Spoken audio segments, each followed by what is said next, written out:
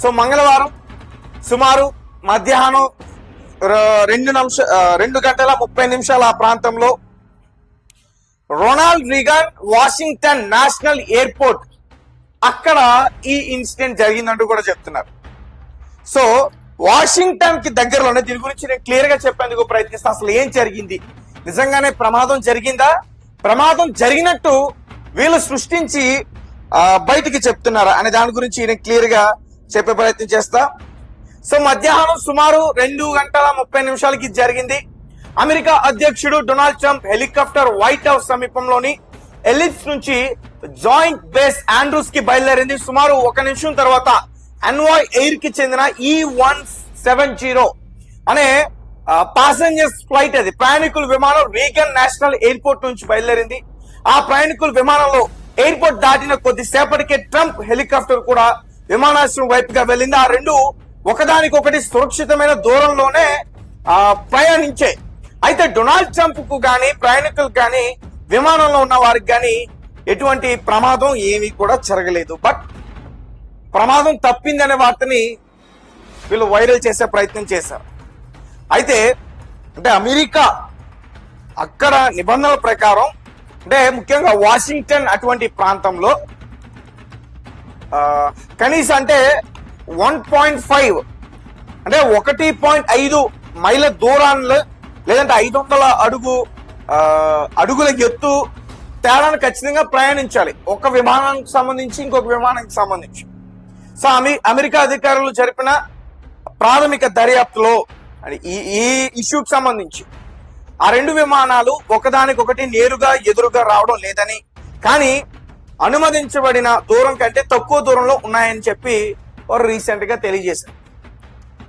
కానీ white house ఏం చెప్తుందంటే మా అధ్యక్షుడికి ఎటువంటి ప్రమాదం జరగలేదు, ఏం కాలేదు, బట్ అతన్ని ఏదో చేయాలని చెప్పేసి ప్రయత్నాలు జరుగుతున్నాయంటూ కూడా వారు చెప్తున్నారు. అక్కడేమో వారు నిఘా వ్యవస్థ ఏమో అంటే ప్రయాణించే కానీ ఎవరికి ఎటువంటి ప్రమాదం జరగలేదు, ఏ హాని కలగలేదు, ప్రయాణికులు బాగానే ఉన్నారు, అమెరికా అధ్యక్షుడు డొనాల్డ్ ట్రంప్ అతను బాగానే ఉన్నాడు ఇలా చెప్తుంది.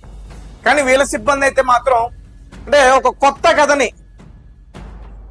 బయటికి తీసుకొచ్చి దీన్ని ప్రచారం చేయాలి. అంటే ఇరాన్ వల్ల అంటే ఇరాన్ మీద యుద్ధం చేయడం వల్ల ఒక రకంగా ప్రపంచ దేశాలకి ఎలా నచ్చట్లేదో అమెరికాలో కూడా నచ్చట్లే ఎవరికి కూడా.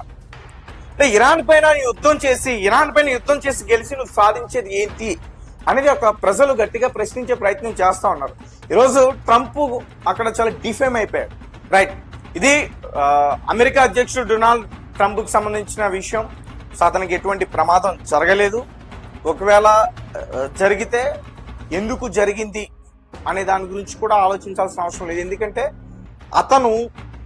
అతని హస్తంలో చాలా కూడా కుట్రలు జరిగాయి, ఇరాన్ పైన చాలా హత్యలు జరిగాయి, చంపేశారు, లీడర్ లాంటిలోనే వాళ్ళు లేపేశారు. కాబట్టి ఖచ్చితంగా ఎవరు కూడా పెద్దగా ఆలోచించారని నాకు అనిపిస్తుంది. అండ్ మీ కమెంట్ ఖచ్చితంగా నాకు తెలియపరచండి. Thank you so much. నమస్తే, నేను మీ తేజ. అమెరికా అధ్యక్షుడు డొనాల్డ్ ట్రంప్ అతను ఒక ప్రమాదానికి గురయ్యి త్రుటిలో తప్పించుకున్నాడని కొన్ని వార్తలు అయితే బయటకు వస్తాం. నిజానికి ప్రమాదానికి గురై తప్పించుకున్నాడా లేదంటే ఎవరైనా టార్గెట్ చేసి మిస్ అయ్యారా? ఎస్, గత కొన్ని రోజుల నుంచి ఇరాన్ కి సంబంధించిన IRGC Islamic revolutionary gourd corps Trump ని టార్గెట్ చేసిన విషయం తెలిసిందే. కేవలం ఈ 6 నెలల నుంచి కాదు, ఇజ్రాయిల్, ఇరాన్, అమెరికా ఈ 3 దేశాల మధ్య జరుగుతున్న యుద్ధం వల్ల అయితే కాదు, 2020 నుంచి కూడా ఇరాన్ ట్రంప్ పైన గురిపెట్టి ఉంది. అప్పటి నుంచి కూడా ట్రంప్ ని చంపాలని చెప్పి ప్రయత్నిస్తుంది. దీనికి కారణం ఏంటంటే 2020లోని అమెరికా డ్రోన్ దాడిలో IRGC లీడర్, ఇరాన్ కి సంబంధించిన ముఖ్యమైన IRGC లీడర్ క్వాజం సొలొమనీ అనే వ్యక్తి ప్రాణాలు విడిచాడు. కేవలం అమెరికా చేసిన డ్రోన్ దాడి వల్లే అతను చనిపోయాడు. అప్పటి నుంచి కూడా ట్రంప్ పైన ఇరాన్ గురిపెట్టింది. దాని తర్వాత 2024 అప్పుడు కూడా ట్రంప్ పైన గురిపెట్టింది. దాని తర్వాత మళ్ళీ అదే 2024లో ముఖ్యంగా ఈ పెన్సిల్వేనియా అక్కడ ర్యాలీ చేస్తున్నప్పుడు, తర్వాత ఫ్లోరిడాలో గోల్ఫ్ క్లబ్ ఆడుతున్నప్పుడు ఒక వ్యక్తి ఆ చెట్ల పొదల్లో గన్ పట్టుకున్నప్పుడు వెంటనే ట్రంప్ సిబ్బంది అతన్ని పట్టుకోవటం, తర్వాత అతను పారిపోయే టైంలో మళ్ళీ అతన్ని అరెస్ట్ చేయటం, తర్వాత అతను ఒక పాకిస్తానీ దేశస్థుడు అని తెలుసుకోవటం, అతని వెనక ఇరాన్ కి సంబంధించిన ఎయిర్ ఉందనే విషయాన్ని అటువంటి ఆరోపణలు చేయటం, ఇవన్నీ కూడా జరిగాయి 2020, 2024లో 2 సార్లు, మొత్తం 3 సార్లు 2024. దాని తర్వాత రీసెంట్ గా ఆయన నాటో సమ్మిట్ కి టర్కీ వచ్చారు. నిజానికి టర్కీ వచ్చినప్పుడు అతను వచ్చిన విమానం అది బోయింగ్ 747, అది ఖత్తర్ ట్రంప్ కి బహుమతిగా ఇచ్చింది ఆ విమానం. అందులో ట్రావెల్ చేసి ఇతను టర్కీ వచ్చాడు. కానీ వెళ్ళేటప్పుడు మాత్రం అతను పాత విమానంలోనే మళ్ళీ తిరిగి వెళ్ళాడు. ఎందుకంటే భయం, ప్రాక్సీ గ్రూప్స్ చంపేస్తారనే భయం. అది పుట్టించింది ఎవరు? ఇరాన్. ఎందుకంటే ఇరాన్ లోని చాలా మంది ముఖ్యమైన నాయకుల్ని అందరినీ కూడా, తర్వాత న్యూక్లియర్ సైంటిస్టుల్ని అందరినీ కూడా నిఘా వ్యవస్థతో కనిపెట్టి వాళ్ళ ఫ్యామిలీతో సహా, పిల్లలతో సహా అందరినీ చంపేశాడు ట్రంప్. అందుకనే చాలా కక్ష కట్టుకుని ఉన్నారు. అలాగే రీసెంట్ గా డొనాల్డ్ జూనియర్, ట్రంప్ 3వ భార్య, ఆ బిడ్డలను కూడా మేము టార్గెట్ చేసామంటూ కూడా కొన్ని వార్తల్ని బయటకు వాళ్ళు చెప్పారు. వాళ్ళు మా గురిలో ఉన్నారు, ఏ క్షణమైనా సరే మేము వాళ్ళని ఏదైనా చేస్తాం అంటూ కూడా భయపడుతున్న పరిస్థితి. ఇప్పుడున్న సిచ్యువేషన్స్ లో నిజంగా అమెరికా గాని, ఇజ్రాయెల్ గాని ఏదైనా అనుకుంటే ఇరాన్ ని ఏదైనా చేయొచ్చు, బట్ చేయలేవు. ఎందుకంటే ఇరాన్ పెట్టిన గురిలో ఇటు గల్ఫ్ కంట్రీస్ ఉన్నాయి, గల్ఫ్ కంట్రీస్ లో ఉన్న ముఖ్యమైన నాయకులు ఉన్నారు, తర్వాత ఈ దేశానికి సంబంధించిన అధ్యక్షులు వాళ్ళ ఫ్యామిలీస్ కూడా ఉన్నాయి. ఎస్, దీనికి కారణం ఏంటంటే వీరికి వెనకాల ఒక పెద్ద దేశం ఇంటెలిజెన్స్ వ్యవస్థ రూపంలో వీళ్ళకి సహకరిస్తుంది, సాయం చేస్తుంది. అమెరికా కూడా ఆరోపణ చేస్తుంది రష్యా ఇంటెలిజెన్స్ హెల్ప్ చేస్తుంది, శాటిలైట్ ఇమేజెస్ ని వారికి ఇస్తుంది, దాని ద్వారా గల్ఫ్ కంట్రీస్ లో టార్గెట్ ని ఈజీగా వారు ఛేదించగలుగుతున్నారు, అనుకున్న టార్గెట్ ని కొట్టగలుగుతున్నారు. లేకపోతే ఇరాన్ దగ్గర అంత టెక్నాలజీ లేదు, అంత డెవలప్డ్ కాదు. సో వీరి సహకారంతోనే వారు అటాక్ చేస్తున్నారు. ఇటువంటి ఆరోపణలు చేస్తుంది అమెరికాకి సంబంధించిన సెంట్కామ్. అయితే రీసెంట్ గా మరి ట్రంప్ ప్రయాణిస్తున్న హెలికాప్టర్ త్రుటిలో ప్రమాదానికి తప్పించుకుంది అనే వార్త ఇప్పుడు బయటకు వచ్చింది. సో మంగళవారం సుమారు మధ్యాహ్నం 2:30 ఆ ప్రాంతంలో Ronald Reagan Washington national airport అక్కడ ఈ ఇన్సిడెంట్ జరిగిందంటూ కూడా చెప్తున్నారు. సో వాషింగ్టన్ కి దగ్గరలోనే దీని గురించి నేను క్లియర్ గా చెప్పేందుకు ప్రయత్నిస్తా. అసలు ఏం జరిగింది, నిజంగానే ప్రమాదం జరిగిందా, ప్రమాదం జరిగినట్టు వీళ్ళు సృష్టించి బయటికి చెప్తున్నారా అనే దాని గురించి నేను క్లియర్ గా చెప్పే ప్రయత్నం చేస్తా. సో మధ్యాహ్నం సుమారు 2:30 జరిగింది.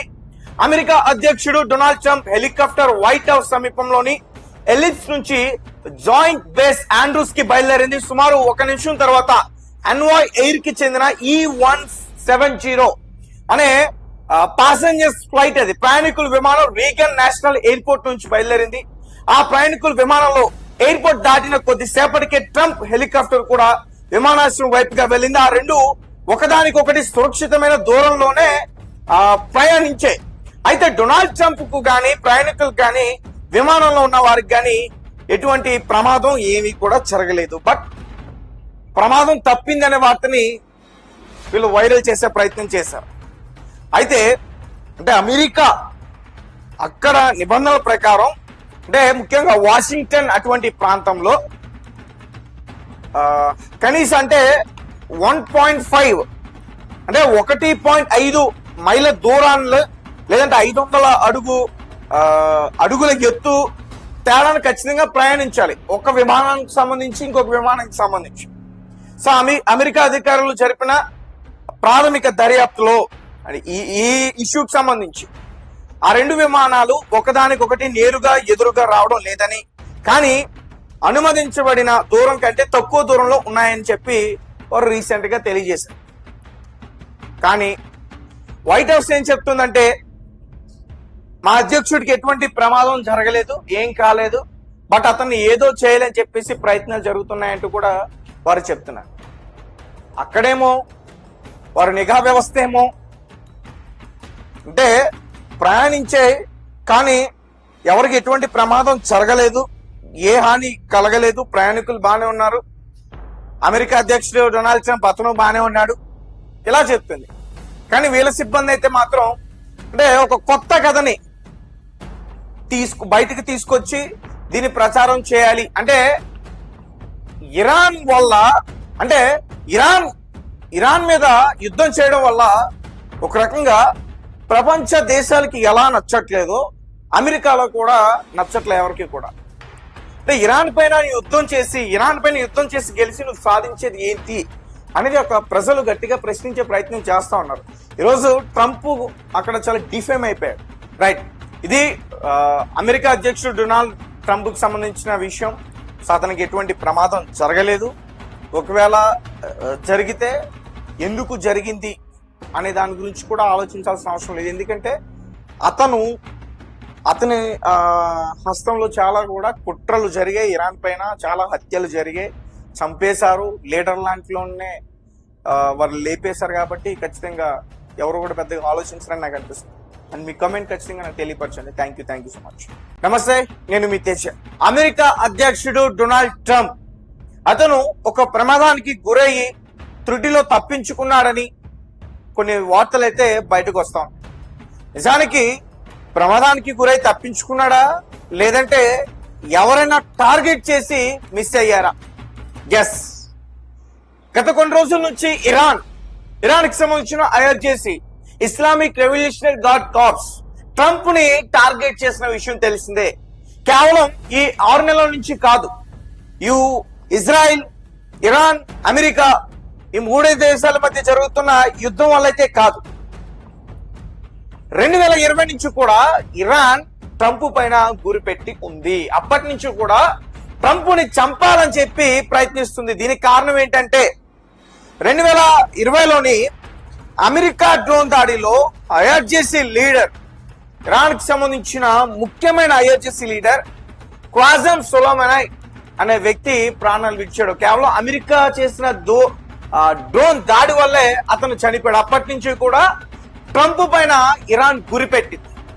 దాని తర్వాత 2024 అప్పుడు కూడా ట్రంప్ పైన గురిపెట్టింది. దాని తర్వాత మళ్ళీ అదే 2024లో ముఖ్యంగా ఈ పెన్సిల్వేనియా అక్కడ ర్యాలీ చేస్తున్నప్పుడు, తర్వాత ఫ్లోరిడాలో గోల్ఫ్ క్లబ్ ఆడుతున్నప్పుడు ఒక వ్యక్తి ఆ చెట్ల పొదల్లో గన్ పట్టుకున్నప్పుడు వెంటనే ట్రంప్ సిబ్బంది అతన్ని పట్టుకోవటం, తర్వాత అతను పారిపోయే టైంలో మళ్ళీ అతన్ని అరెస్ట్ చేయటం, తర్వాత అతను ఒక పాకిస్తానీ దేశస్థుడు అని తెలుసుకోవటం, అతని వెనక ఇరాన్ కి సంబంధించిన ఐఆర్జేసీ ఉందనే విషయాన్ని అటువంటి ఆరోపణలు చేయటం, ఇవన్నీ కూడా జరిగాయి. 2020, 2024లో 2 సార్లు, మొత్తం 3 సార్లు 2024. దాని తర్వాత రీసెంట్ గా ఆయన నాటో సమ్మిట్ కి టర్కీ వచ్చారు. నిజానికి టర్కీ వచ్చినప్పుడు అతను వచ్చిన విమానం అది బోయింగ్ 747, అది ఖత్తర్ ట్రంప్ కి బహుమతిగా ఇచ్చింది ఆ విమానం. అందులో ట్రావెల్ చేసి ఇతను టర్కీ వచ్చాడు. కానీ వెళ్ళేటప్పుడు మాత్రం అతను పాత విమానంలోనే మళ్ళీ తిరిగి వెళ్ళాడు. ఎందుకంటే భయం, ప్రాక్సీ గ్రూప్స్ చంపేస్తారనే భయం. అది పుట్టించింది ఎవరు? ఇరాన్. ఎందుకంటే ఇరాన్ లోని చాలా మంది ముఖ్యమైన నాయకుల్ని అందరినీ కూడా, తర్వాత న్యూక్లియర్ సైంటిస్టుల్ని అందరినీ కూడా నిఘా వ్యవస్థతో కనిపెట్టి వాళ్ళ ఫ్యామిలీతో సహా, పిల్లలతో సహా అందరినీ చంపేశాడు ట్రంప్.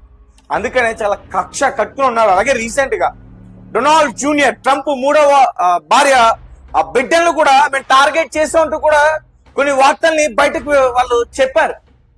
వాళ్ళు మా గురిలో ఉన్నారు, ఏ క్షణమైనా సరే మేము వాళ్ళని ఏదైనా చేస్తాం అంటూ కూడా భయపడుతున్న పరిస్థితి.